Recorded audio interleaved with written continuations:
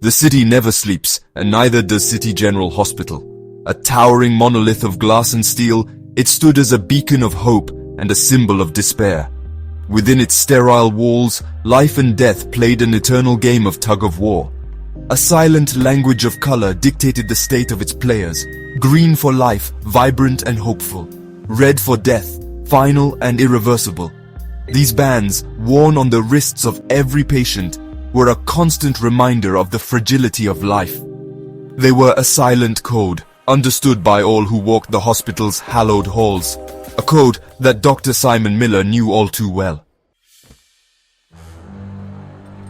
Dr. Miller, a seasoned resident with eyes that held the weight of 1,000 sleepless nights, always felt a chill run down his spine whenever he was on the night shift. The hospital, usually abuzz with activity, took on an eerie silence. The echoing footsteps in the deserted corridors, the faint hum of the fluorescent lights, and the rustling of curtains in the ICU created a symphony of shadows and whispers. Tonight was no different. He was running low on surgical gloves and had to make a trip to the basement supply room. The sterile white corridors seemed to stretch endlessly before him as he made his way towards the elevator. Each step echoed in the stillness, amplifying the solitude that clung to him like a shroud. The elevator arrived with a soft ding, its bright fluorescent light a stark contrast to the dimly lit hallway. It was empty, save for a lone woman standing at the back. She was young, perhaps in her early 20s, with long dark hair cascading down her hospital gown. Her face was pale, almost translucent, but her eyes held an unnerving intensity that sent a shiver down Dr. Miller's spine. She didn't acknowledge him as he entered. Her gaze was fixed on the elevator doors, her fingers nervously toying with the band on her wrist. "Which floor?" Dr. Miller asked politely, trying to break the unsettling silence. The woman remained silent, her gaze unwavering. As the elevator descended, Dr. Miller couldn't shake the feeling of unease that had settled over him. He stole another glance at the woman. He noticed the color of the band on her wrist for the first time. It was red. A cold dread washed over him. What was a deceased patient doing in the elevator? Before he could process the thought, the elevator doors opened to the basement level. A figure stood just outside, shrouded in the dimly lit hallway. He was an older man, his face gaunt and pale. His eyes, hollow and lifeless, seemed to stare straight through Dr. Miller. He too wore a red band on his wrist. Section 5. Sealed fate. Trapped in a coffin of steel. Panic seized Dr. Miller. Two deceased patients, one after the other, in the middle of the night. It was unnatural. He instinctively slammed his hand on the door close button, his heart pounding against his ribs.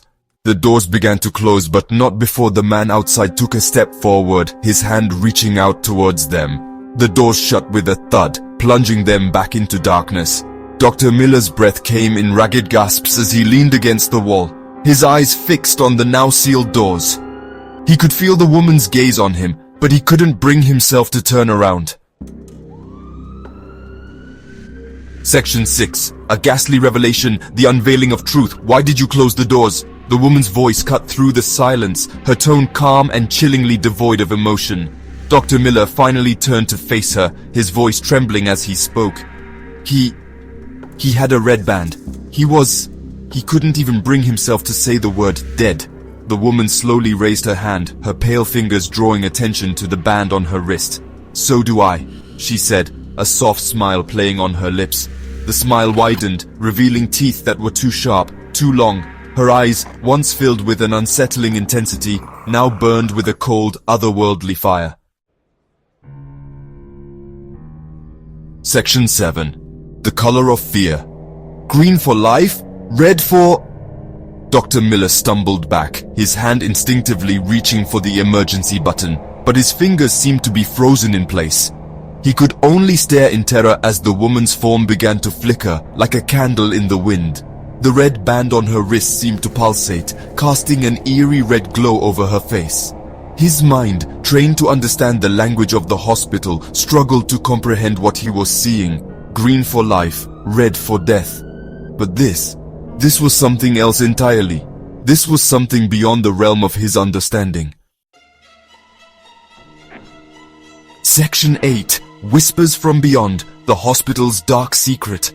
The elevator lurched, throwing Dr. Miller to the floor. The lights flickered violently before plunging them into darkness. He could hear whispers all around him, voices from the void, cold and ethereal, speaking of things that chilled him to his core. He scrabbled backwards, his hands desperately searching for an escape, but the elevator walls seemed to close in on him. The whispers grew louder, swirling around him like a vortex, dragging him down into their abyss. Section 9. Epilogue. In the heart of the city, fear takes root. The elevator remained closed on the basement level for the rest of the night. When the cleaning staff pried it open the next morning, they found it empty. There was no sign of Dr. Miller, no sign of the woman.